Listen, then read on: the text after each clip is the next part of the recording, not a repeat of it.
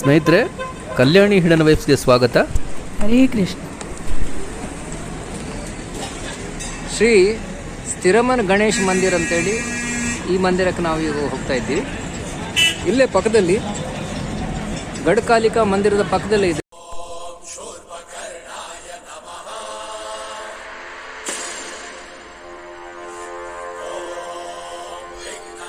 ಹಸುಗಳನ್ನು ನೀವು ನೋಡ್ಬೋದು. ಇಲ್ಲಿ ಗೋ ಸಂರಕ್ಷಣೆ ಮಾಡ್ತಾರೆ. ಇದು ನಮ್ಮ ಗಿರ್ ಅಂತ ಇರೋದಲ್ಲ, ಗಿರ್ ಹೌದು, ಗಿರ್ ನೋಡಿ ಹೇಗೆ ಗಿರ್ ಇದೆ. ಇದು ಗಿರ್ ತಳಿ ಉತ್ತರ ಪ್ರದೇಶದಲ್ಲಿ, ಮಧ್ಯಪ್ರದೇಶದಲ್ಲೆಲ್ಲ ಭಾರಿ ಫೇಮಸ್. ಇದು ನಿಮಗೆ ನಾವು ಲಾಸ್ಟ್ ಟೈಮು ಮಥುರಾದಲ್ಲಿ, ಆಮೇಲೆ ಕಾಶಿಗೆ ಹೋದಾಗೆಲ್ಲ ನಾವು ಕೆಲವು ಜಾಗದಲ್ಲಿ ಗೋಶಾಲೆಗಳನ್ನೆಲ್ಲ ನೋಡಿದ್ದೀವಿ. ಅಲ್ಲಿ ಸಾವಿರಾರು ಹಸುಗಳನ್ನು ಸಾಕ್ತಾಯಿದ್ರು. ಅನಾಥ ಹಸುಗಳು, ಈ ಬೀಡಾಡಿ ಹಸುಗಳಂತೇಳಿ ಹೇಳಿದ್ದವುಗಳನ್ನೆಲ್ಲ ತಂದು ಬಿಡ್ತಾರಲ್ಲ. ಸೊ ಹೌದು, ಬೆಲ್ಲ ಎಲ್ಲ ಕೊಟ್ಟಿದ್ವಲ್ಲ. ಹೌದು, ಮಥುರಾದಲ್ಲಿ. ಹೌದು. ಹುಲ್ಲು ಬಾಳೆಹಣ್ಣೆಲ್ಲ ಕೊಡ್ಬೋದು ಅಲ್ವಾ? ಹುಲ್ಲು ಕೊಡ್ತಾರೆ. ಅಂದರೆ ಹಸುವಿಗೆ ನಾವು ಬಾಳೆಹಣ್ಣು, ಅನ್ನ ಅಂತ ನಾವೇ ಸಾಕಿದರೆ ಕೊಡ್ಬೋದು. ನಮಗೆ ಶಕ್ತಿ ಸಾಮರ್ಥ್ಯ ಇದ್ದರೆ ಹಸು ಸಾಕಬೇಕು. ಇಲ್ಲ ಅಂದರೆ ಬೇರೆಯವರ ಹಸುಗೆ ಏನೇನೋ ಕೊಟ್ಟು ಹಸು ಸಾಕುವ ಮನೆಯವ್ರಿಗೂ ತೊಂದರೆ ಕೊಡಬಾರ್ದು. ನಾಟಿ ಹಸುಗಳಿಗೆ ನಾವು ಏನು ಬೇಕಾದರೆ ಕೊಡ್ಬೋದು, ಅವುಗಳು ಏನು ಬೇಕಾದ್ರೆ ಅವುಗಳಷ್ಟಕ್ಕೆ ತಿನ್ಬೋದು. ಆದರೆ ಈಗೀಗ ನಮ್ಮ ಈ ನಗರ ಪ್ರದೇಶದಲ್ಲಿರುವ ಒಳ್ಳೆ ತಳಿಯ ಹಸುಗಳಿಗೆ ನಾವು ಅನ್ನ, ಬಾಳೆಹಣ್ಣು ಇತ್ಯಾದಿಗಳನ್ನೆಲ್ಲ ಕೊಟ್ಟರೆ ಅದು ಅಲ್ಲೇ ಒಳಗಡೆ ಪೇಸ್ಟಾಗಿ ಉಳ್ಕೊಳ್ಳುತ್ತೆ ಅಂತ ಹೇಳ್ತಾರೆ. ಮಿಷಿನ್ ಮೇ ಮಕ್ಕ ಕರ್ಕೆ ಬೋಲ್ತೆ, ಮಕ್ಕ ಬೋಯಿ ಚಾರ. ಹೀಗೆ ಹಸುಗಳಿಗೆ ಮೇವು ಕೊಡೋದೊಂದು ಒಳ್ಳೆ ಸೇವೆನೇ. ಎಲ್ಲ ಜಾಗದಲ್ಲೂ, ಎಲ್ಲ ದೇವಸ್ಥಾನಗಳಲ್ಲೂ ಇತ್ತೀಚೆಗೆ ಶುರು ಮಾಡಿದ್ದಾರೆ. ಉತ್ತರದಲ್ಲಿ ಮಾತ್ರ ಅಲ್ಲ, ಇಲ್ಲಿನೂ ಕೂಡ. ಕಟ್ ಮಾಡ್ತಾರೆ. ಕಟ್ ಮಾಡಿ ಒಂದು ತಟ್ಟೆಗೆ 10 ರೂಪಾಯಿ. ಸೊ ಈ 10 ರೂಪಾಯಿ ತಟ್ಟೆ ನಾವು ಇಲ್ಲಿ ಒಂದು ಹಸುಗೆ ಕೊಡ್ತೇವೆ.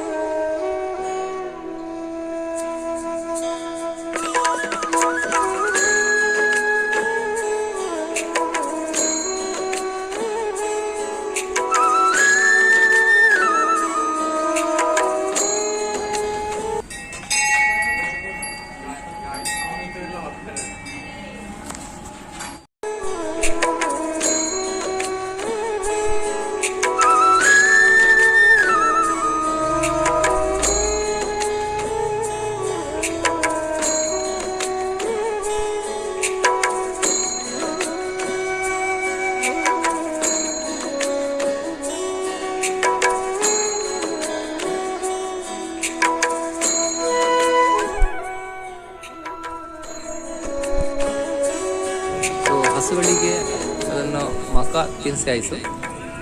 ಈಗ ನಾವಿಲ್ಲಿ ಗಣೇಶ ಮಂದಿರದ ಕಡೆ ಒಳಗಡೆ ಬಂದ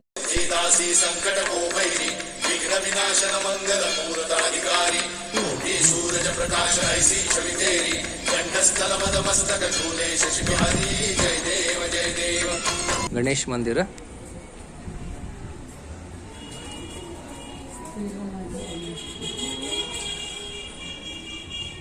ಎಲ್ಲ ಕಷ್ಟಗಳ ಪರಿಹರಿಸುವವನು ಗಣೇಶ. ಸೊ ಬಹಳ ಪುರಾತನವಾದಂಥ ದೇವಸ್ಥಾನ. ಇಲ್ಲಿಗೂ ನಾವು ಬಂದು ಒಂದು ಅಲ್ಲಿ ಅವರು ಪುರೋಹಿತರು ಕೂಡ ಪ್ರಸಾದವನ್ನು ಕೊಡ್ತಾ ಇದ್ದಾರೆ.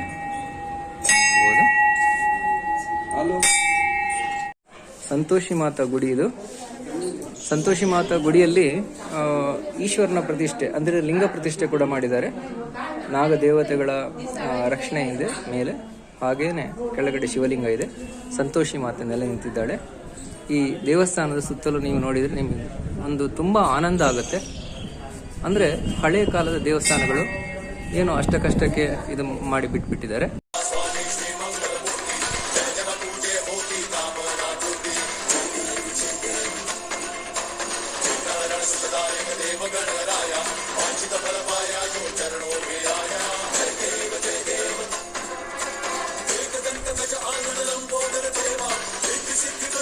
ಓ ಜೈ ಜಗನ್ನಾಥ್. ಕೂರಿಸಿದ್ದಾರೆ.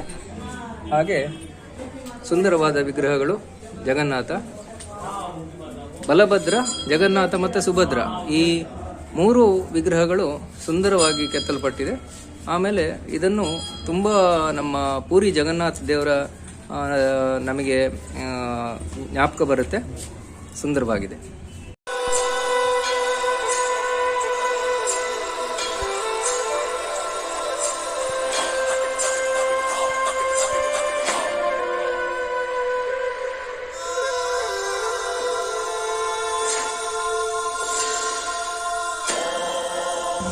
ಹೀಗೆ ಈ ಮಂದಿರದ ಪರಿಕ್ರಮ ನಾವು ಮುಗಿಸಿದ್ದೀವಿ. ಗಣೇಶನ ವಾಪಸ್ ನೋಡಿದ್ದೀವಿ.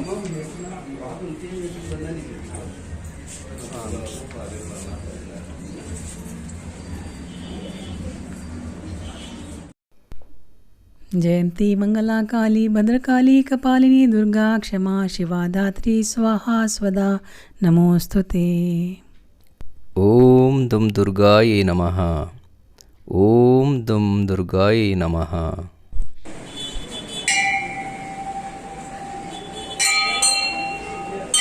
ಸಾಯಂಕಾಲ ಇಲ್ಲಿ ದೀಪ ಹಚ್ಚೋದು,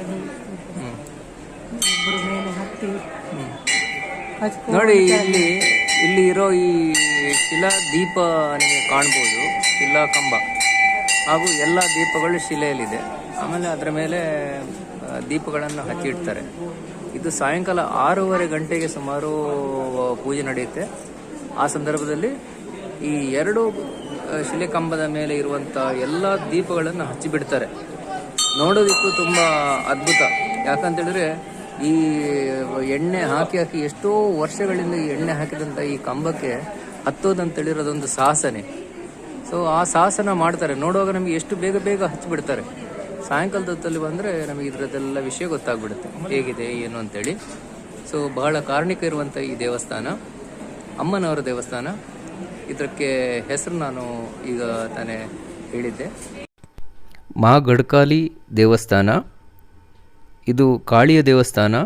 ಊರಿಂದ ಎಲ್ಲೆಲ್ಲಿಂದೋ ಬರ್ತಾರೆ. ಈಗ ನಮಗೊಬ್ಬರು ಯು ಪಿಯಿಂದ ಬಂದಂಥ ಒಬ್ಬರು ಭಕ್ತರು ಸಿಕ್ಕಿದ್ರು. ಅವ್ರನ್ನ 7-8 ಜನ ಬಂದಿದ್ದಾರೆ ಯು ಪಿಯಿಂದ.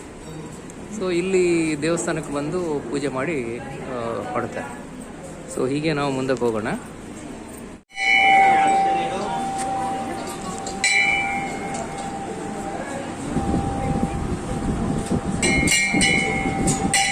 ಅಮ್ಮನವರು ದೊಡ್ಡ ಮುಖವಾಡ, ತುಂಬ ಕಾರಣಿಕರಿರುವಂಥ ದೇವಸ್ಥಾನ.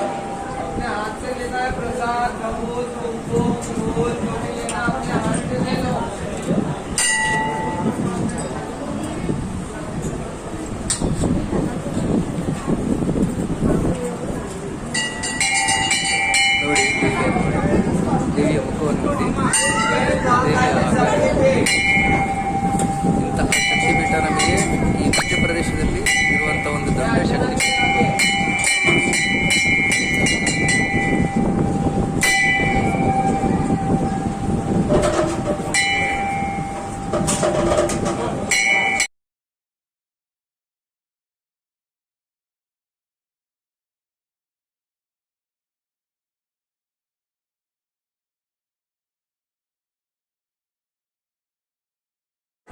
ಮಹಾ ಗಡ್ಕಾಲಿಕ ದೇವಸ್ಥಾನದ ಎದುರುಗಡೆನೆ ಇಲ್ಲಿ ಮೊದಲು ದೀಪಸ್ತಂಭ ಇರುವ ಜಾಗದಲ್ಲಿ ಒಂದು ಸಿಂಹವನ್ನು ಕೂರಿಸಿದ್ದಾರೆ. ಸೊ ಬಹಳ ಸುಂದರವಾಗಿದೆ. ಮಹಾ ಗಡ್ಕಾಲಿಕ ಮಂದಿರ ನಾವು ಆವಾಗಲೇ ನೋಡಿದ್ದೀವಿ, ದರ್ಶನ ಪಡೆದಿದ್ದೀವಿ.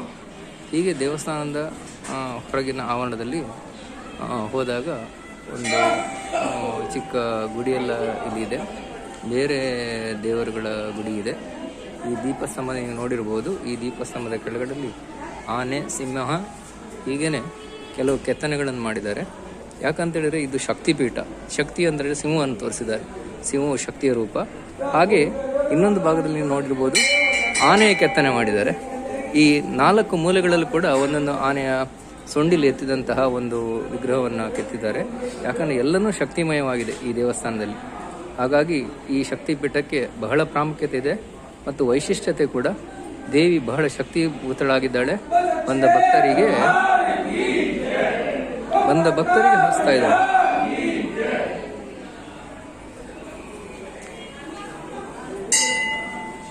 ಬಹಳ ಮಹಿಮೆ ಉಳ್ಳವಳು ತಾಯಿ.